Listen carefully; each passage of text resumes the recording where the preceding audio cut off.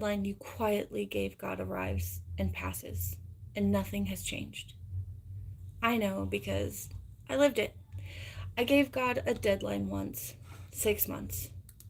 And I told myself in this business, if this business was really what He'd placed in my hands, He would make something happen inside of that window.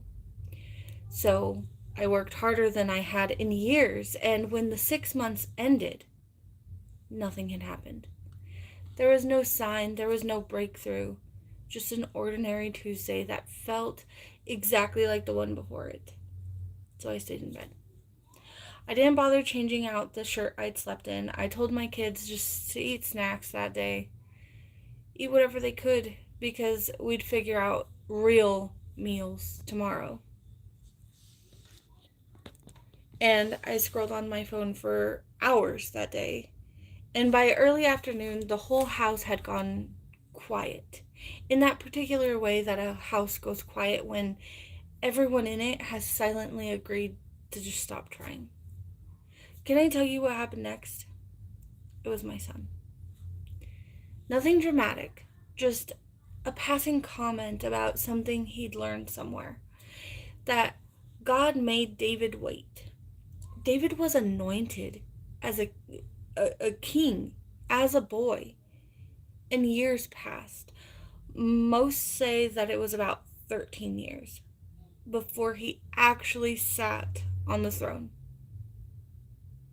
He said it, my son said it, with no idea what I had been telling myself all day. And something cracked open that day, that moment. I caught my own reflection across the room in the TV, and I was still in that same soft shirt, unbrushed hair, and the thought that this isn't a woman who is waiting on a promise. This is a woman who's already decided the promise isn't coming. So here's what I want you to sit with, okay? I hadn't lost my faith that day. I just quietly handed God a deadline and treated his silence past that date as proof that the promise wasn't real. And I dressed like that. I dressed according to the missed promise. The shapeless shirt wasn't really the problem. It was the evidence of what I had already decided. The clutter, it creates confusion. And that day, my closet, my kids' meals, my whole house, it was just confusion. I'd let leak out of one decision to stop trying.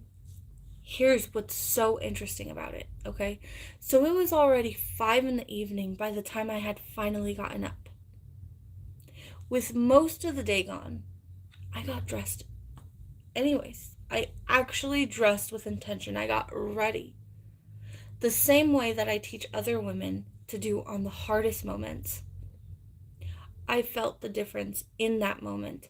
The fabric, it settled on me. Some small, stubborn part of my spine straightened back out. This is the shift underneath the whole story. You don't get dressed with intention because the breakthrough finally came. You do it because that one deliberate act that keeps you standing while you are still waiting for that promise to come into fruition.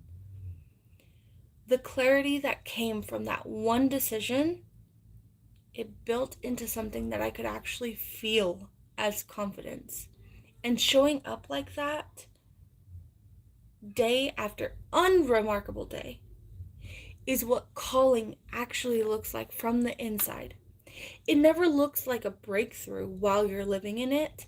It looks like getting up at 5 in the morning, 5 in the evening, and doing the one thing in front of you anyway. So back to the question I opened with.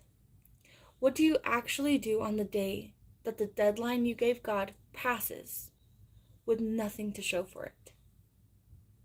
You do exactly what I did. You get up, even if it's late, even if your day's practically over, you get dressed. Even if no one's watching, and you keep standing. Because standing is the only part of the promise that was ever actually yours to control. This is the story I opened chapter 8 with in the Dress with Purpose book. And it is not a book about getting your wardrobe organized. It is the work of believing that you are still allowed to show up dressed and present on the days that give you no proof anything is even moving. Pre-sale is open through August 17th. $27 gets you the book, the ebook, the course, lock screen declarations, and so many more bonuses. After that, on August 18th, that is $37 just for the book alone.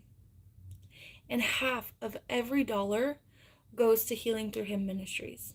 The link is in the description. Style is more than just clothes. It is how you step into your God-given purpose. I will see you all next time.